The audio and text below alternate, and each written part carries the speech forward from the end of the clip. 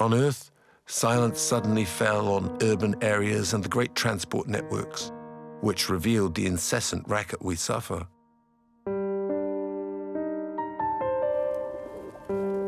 With lockdown, cities took on an apocalyptic air, but not for everyone. The many animals living in our towns came out of their hiding places. It's estimated that 35,000 wild boar are hiding in Berlin, and there are 15,000 coyotes in the parks and gardens of Chicago. Hiding in all large cities are deer, squirrels, geese, hunting birds, and other wild animals. They've learnt so well to fool humans that city folk aren't even aware they are there. Cities were built on their territory. Lots of animals fled, but others learnt the art of camouflage and getting by, and stayed where they were born. Food is abundant, hunting forbidden, and in green areas, pesticides are now forbidden.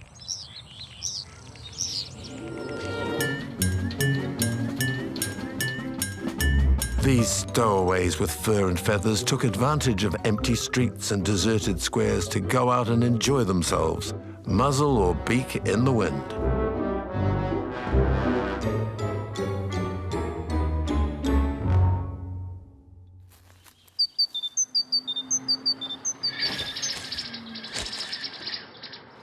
In large urban areas, sound pollution fell sharply, so much that city dwellers who couldn't believe their ears heard the birds sing. Thierry, specialist in bioacoustics at the University of South Paris, has recorded for years the song of tits and redbreasts in the parks of Paris and its surrounds.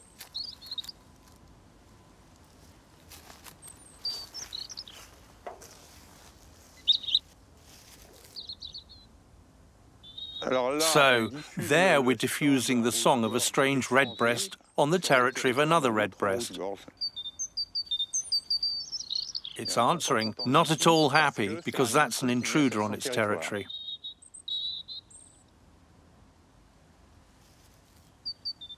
The great tits, which in a forest sing at a certain level of frequency, quite bass, well, in town they sing higher to rise over the deep note of the cars. This effort wouldn't have an effect if females didn't prefer coupling with males with deeper voices, which characterize the best reproducers. So noise pollution goes against natural selection.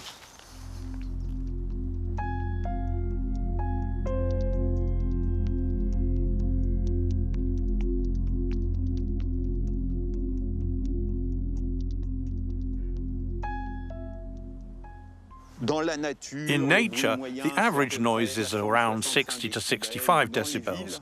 In towns, it can be much more, 70 to 75 decibels. The fact there was a lockdown dropped the level by an average of 20 decibels, which is enormous.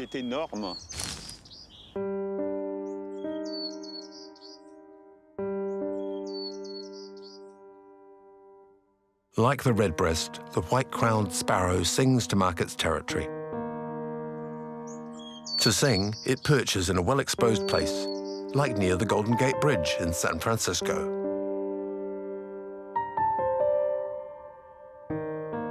Traffic on the bridge reduced to nothing during lockdown.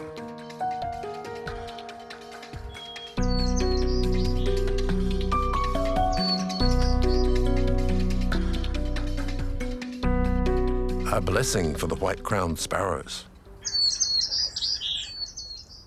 According to ornithologists, these little sparrows took advantage of the break to reduce their sound volume by 4 decibels, which saved them a lot of effort.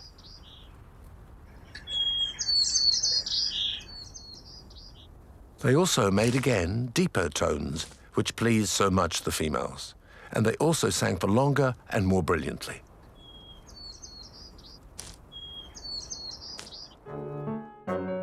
During the winter lockdowns, humans stayed more often at home. Wildlife took off strongly in the forests and didn't hesitate to dance on their hooves in many villages, sometimes creating epic shows.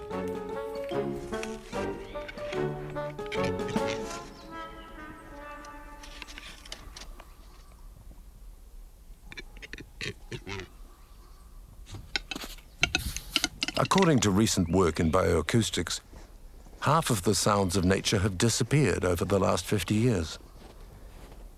Sensitive to the value of these sound landscapes, the Natural Park of High Jura launched a listening program for biodiversity in the Rizu forest.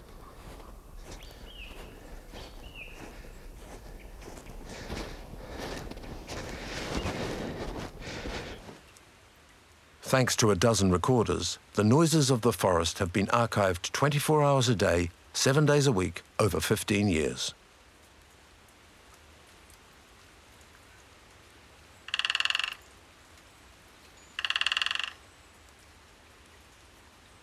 Capercaillies, red crossbills, pied woodpeckers, pygmy owls, tufted titmouse, woodcock, Eurasian jays, wood pigeons, ravens, briefly, all the wildlife with feathers and fur lives its winter life without imagining that the forest is a recording studio.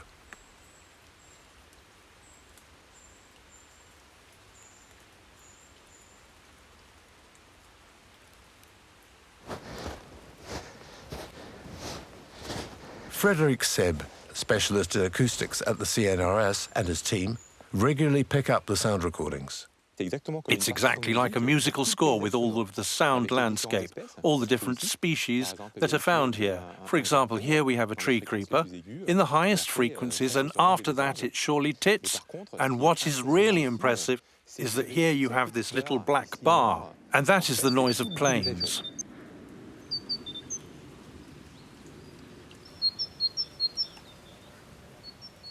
Rizu Forest is in fact sited 40 kilometers from Grenoble Airport, and plane noise is present on 85% of the recordings. Those are the recordings made during lockdown, and there's no more black bar.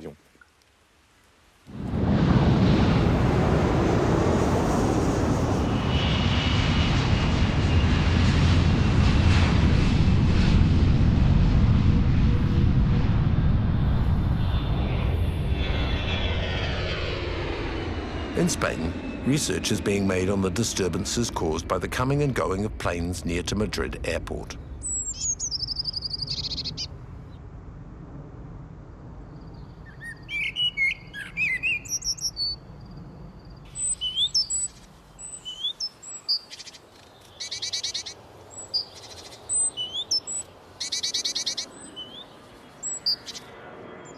Evolutionary ecologist Diego Ril from the National Museum of Natural Science of Madrid is setting up microphones and feeding stations near runways to study how birds adapt the time of their song to the noise of planes.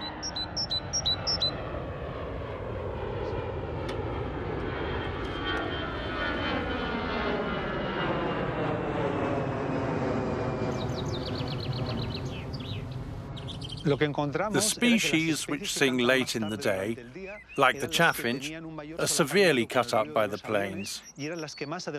On the other hand, the tits that sing very early in the morning scarcely change their singing times because they don't have to fight aircraft noise.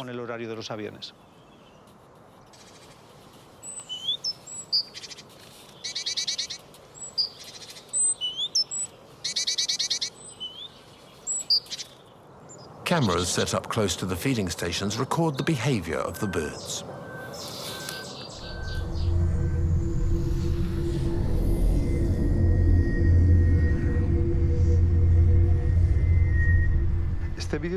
See how it's eating calmly, but when there's aircraft noise, it stops eating.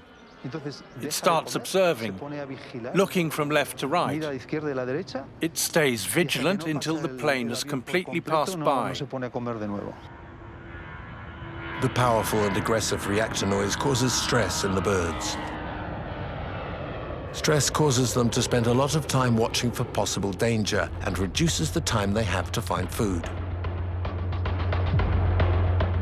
Their attention is distracted by the planes, which stops them from detecting the presence of winged predators, like sparrowhawks or peregrine falcons.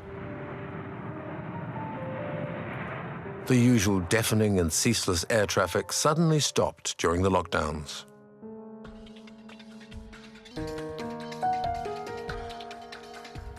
With the Madrid airport shut down, the birds rapidly went back to their natural behavior.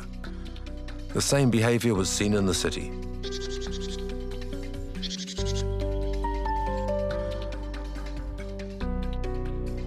A study showed that during lockdown, in the absence of human noise, the birds came back to sing in the city at normal times, with a more natural song frequency.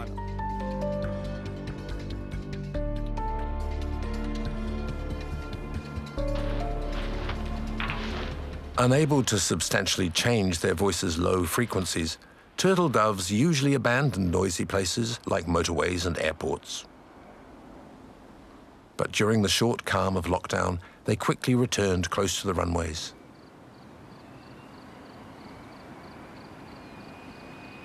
In a German airport, the return of long-billed curlews was even seen.